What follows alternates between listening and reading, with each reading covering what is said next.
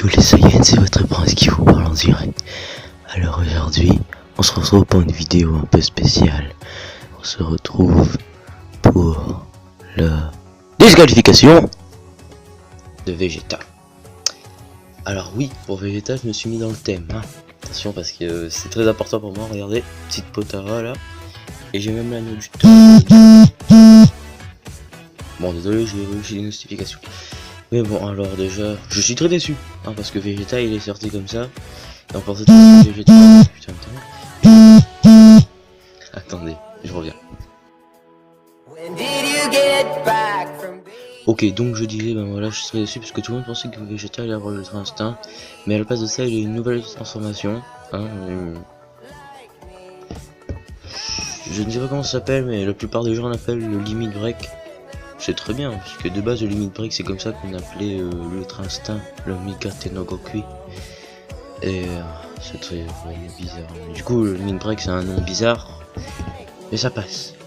Du coup ben voilà, Vegeta il a été éliminé et je suis très déçu parce que éliminé comme ça. En tout cas, je suis déçu mais pas pour tout, hein, parce que Vegeta, pour ça il a éliminé, enfin il a éliminé, non, il s'est fait éliminer, mais il était en forme normale déjà, il avait plus d'énergie, donc ça se comprend.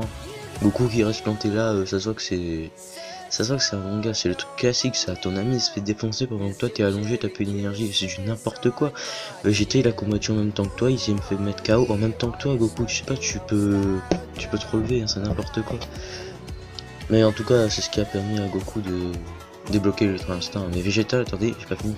Vegeta, il a pensé à sa famille, à Kiabe, en se faisant disqualifier. Et on a vu Vegeta pleurer. C'est pas la première fois, hein. C'est pas la première fois, mais on l'a vu pleurer. Mais c'était pas des pleurs de tristesse, c'était pleurer de fierté parce qu'il s'est dit que même s'il perd, bah l'univers 7 peut encore gagner. Et encore là une fois on retrouve le même truc que dans l'arc Majin Buu, parce que il avoue que Goku est plus fort. Enfin il a pas dit directement, mais il a dit Kakarot je te laisserai. Donc il a donné de l'énergie. Du coup ça revient un peu à l'arc Majin Buu, il avoue que Goku est plus fort que lui, mais ça veut pas dire qu'il arrêtera de s'entraîner, il fera toujours tout pour rattraper Goku, et ça c'est de l'esprit de Vegeta, prince des Saiyans.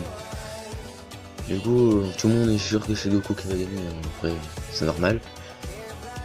Et pour une fois on voit bien que Beerus en fait on voit que les Akashi ne sont pas forcément méchants dans les univers.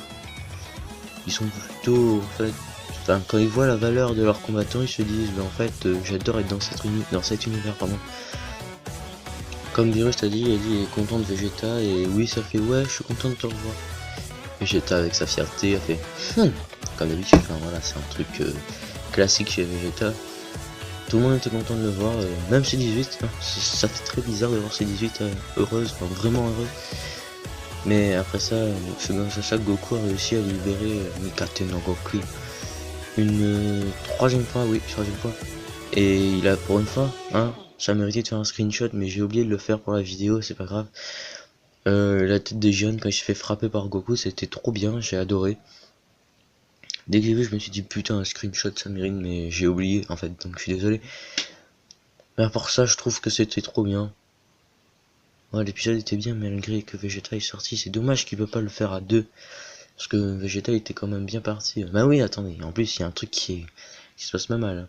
À quel moment Vegeta en SSJ Blue full power je crois, il ne touche pas, il arrive à toucher Jiren, mais avec sa nouvelle transformation il n'arrive pas à le toucher. C'est vraiment bizarre, ça, c'est des incohérences.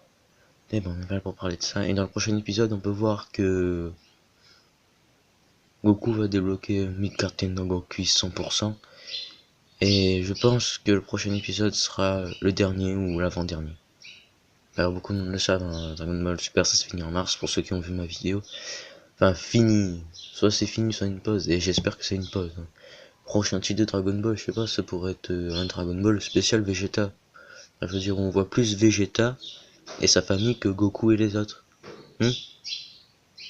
Voilà, bon bah les Saiyans en tout cas, je vous enverrai une photo, je mettrai une photo des Potara et de l'anneau du temps, pour ceux qui me croient pas.